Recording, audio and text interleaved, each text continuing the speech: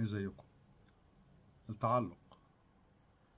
انا كنت قبل كده عملت فيديوهات على التعلق، الفرق بين الحب والتعلق واضطراب التعلق، واتكلمت طبعا على ان دايما الناس بتخلط في المفاهيم بين الحب وبين التعلق.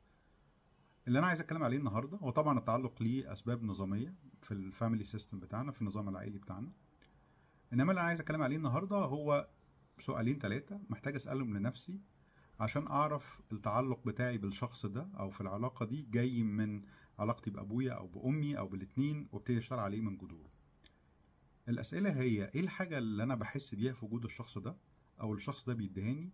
الحاجة دي انا مفتقدها او كانت عندي وراحت، او لاي سبب من الاسباب كان نفسي انها تكون موجودة وعمرها ما كانت موجودة. لما اعرف الحاجة دي هقدر اشوف التعلق ده بيشاور لي على بابايا ومامتي وابتدي اشتغل عليه من جذوره.